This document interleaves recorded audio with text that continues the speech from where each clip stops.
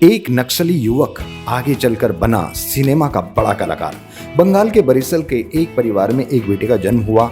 नाम रखा गौरांग। और बच्चा पढ़ाई में बहुत तेज था। जब बड़ा हुआ तो दोस्तों की संगत और उस वक्त के बंगाल के हालात पर उस पर एहसास और हुआ कि वो नक्सल आंदोलन से जुड़ गया और नक्सली बन गया। पढ़ाई भी अधूरी छोड़ दी। माँ बाप ने समझाया पर वो नक्सली संगठन को छोड़ने को तैयार नहीं था। घर की आर्थिक स्थिति भी अच्छी नहीं थी, इसलिए घर की सारी जिम्मेदारी उसके बड़े भाई पर आ गई। एक दिन गौरांग के बड़े भाई की बिजली का करंट लगने से मृत्यु हो गई।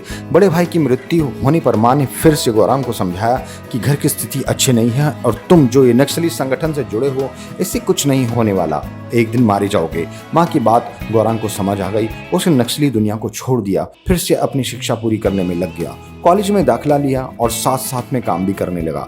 घर की आर्थिक स्थिति को सुधारने के लिए हालात बेहतर हुए तो फिल्मों में अभिनय करने का सोचा, जिसके लिए पुणे के film and television institute of India में दाखिला ले लिया। पहली फिल्म मिली जिसके लिए उसे राष्ट्रीय पुरस्कार भी मिला। आगे चलकर उसने फिल्मी दुनिया में अपना अलग ही मुकाम बनाया। कल का नक्सली गौरांग जो आज का बन गया हिंदी फिल्म का चमकता हुआ कलाकार, जिसे हम मिथुन चक्रवर्ती के नाम से जानते हैं।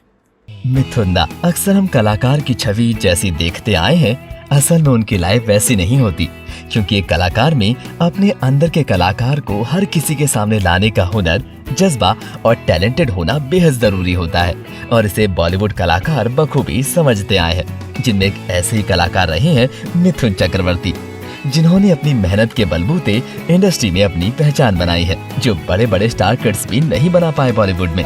जी हाँ, मैं मिथुन दा एक ऐसे अभिनेता की बात कर रहा हूँ जिन्हें अपने करियर के दौरान कई मुश्किलों का सामना करना पड़ा, जिन्हें सुनकर आपकी आंखें भी नम हो जाएंगी।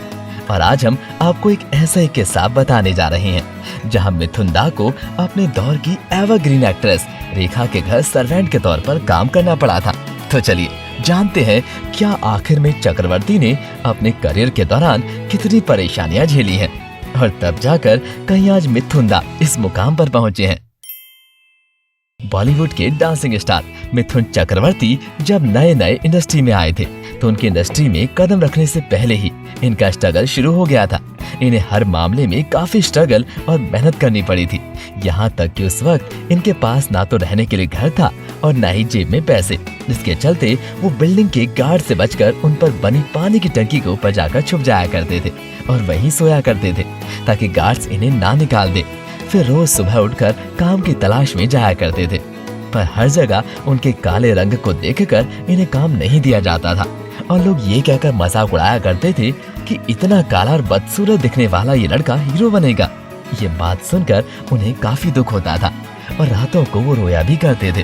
पर एक दिन इनकी किस्मत चमकी जब इनकी मुलाकात निर्देशक दुल्हन गुहा से हुई तो इन्होंने इन्हें अपने फिल्म में दो अनजाने में काम दे दिया।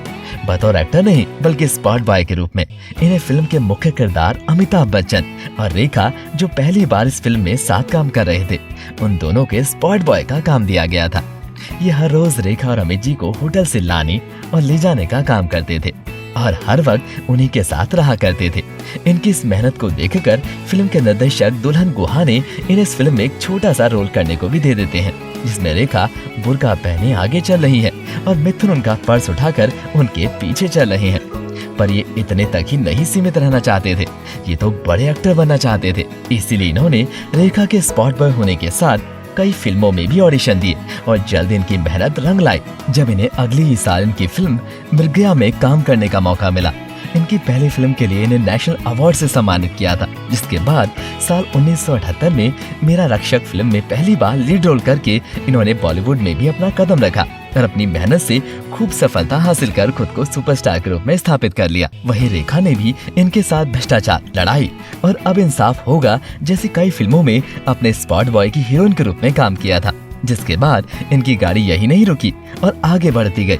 इस तरह इन्होंने अपनी मेहनत से इंडस्ट्री में अपना इतना बड़ा नाम कमाया कि कभी पीछे मुड़कर नहीं देखना पड़ा। तो कुछ इस तरह रही है मिथुन दा की स्ट्रगल की कहानी। तो आपको मिथुन चक्रवर्ती की इंस्पायरिंग स्ट्रगल स्टोरी के बारे में जानकर कैसा लगा? आप हमें अपनी राय कमेंट बॉक्स में कमेंट करके जरूर बताइएगा और साथ ही बॉलीवुड से जुड़ी ऐसी तमाम खबरों को जानने के लिए हमारे इस चैनल को सब्सक्राइब करना बिल्कुल ना भूलिएगा।